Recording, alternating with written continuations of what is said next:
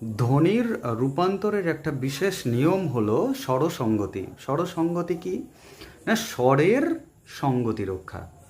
শব্দের মধ্যবর্তী যে স্বরধ্বনি, সেই স্বরধ্বনি যখন অপর কোনো স্বরধ্বনির প্রভাবে প্রভাবিত হয়ে রূপান্তরিত হয়ে যায়, সেই প্রক্রিয়াটাকে বলা হচ্ছে স্বরসঙ্গতি।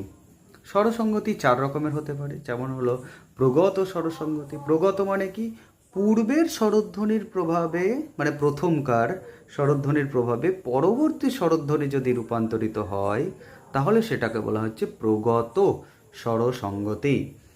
পূর্বের প্রভাবে পরেরটা প্রভাবিত হচ্ছে, এমন নয় যে এখানে আকারের পরিবর্তন হচ্ছে, সেটা কিন্তু নয়। ধ্বনি পরিবর্তন। যেমন যে প্রগত স্বরসঙ্গতি কোনটা, যেমন একটা হলো মুন্ড, ময়রস্য মূর্ধন্য এটা মুন্ড, এটার প্রভাবে পরিবর্তিত হচ্ছে, পূর্বে আছে রস্য উকার, তাই পরবর্তীতে চলে আসছে রস্য ধ্বনি। মুন্ড থেকে মুন্ডু, ঠিক আছে।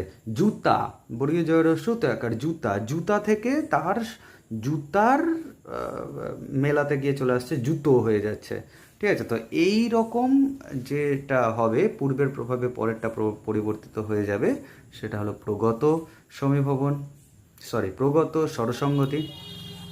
পরাগত কোনটা না, পরেরটার প্রভাবে যদি পূর্বেরটা পাল্টে যায়। প্রগত হলো পূর্বেরটার প্রভাবে পরেরটা পাল্টাবে, আর পরাগত হলো পরের স্বরধ্বনির প্রভাবে যদি পূর্বেরটা পাল্টে যায়, তাহলে সেটা হলো পরাগত স্বরসঙ্গতি। যেমন বলছে দেশি, দেশি থেকে হয়ে যাচ্ছে দিশি, দয়কার তালব্যস্বয়সী দেশি, কিন্তু হয়ে যাচ্ছে দিশি, দয়রস্যই তালব্যস্বয়সী দিশি। শেষেরটা রস্বইকার ছিল, আগেরটা একার থাকা সত্ত্বেও পরিবর্তিত হয়ে রস্বইকার হয়ে যাচ্ছে, দেশি থেকে দিশি। তো এটা হলো পরাগত স্বরসঙ্গতি। আর মধ্যগত স্বরসঙ্গতি কোনটা না, শব্দের মানে পূর্ববর্তী বা পরবর্তী স্বরের প্রভাবে মধ্যের স্বরটা যদি পাল্টে যায়, তাহলে সেটা হয়ে যাচ্ছে মধ্যগত স্বরসঙ্গতি। যেমন বলছে বিলাতি, বিলাতি থেকে হয়ে যাচ্ছে বিলিতি, বিলাতি থেকে বিলিতি।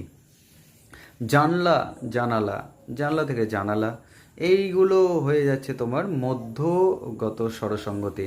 আর একটা আছে অনন্য বা পারস্পরিক স্বরসঙ্গতি। অনন্য বা পারস্পরিক মানে কি, যে পূর্ববর্তী বা পরবর্তীর প্রভাবে একে অপরের দ্বারা প্রভাবিত হয়ে পরিবর্তিত হচ্ছে, কিন্তু একটা অন্য রূপ লাভ করছে, একই রকমভাবে থাকছেই না, অন্য একটা স্বতন্ত্র রূপ ধারণ করছে, তখন সেই প্রক্রিয়াটাকে বলা হচ্ছে অনন্য বা পারস্পরিক স্বরসঙ্গতি।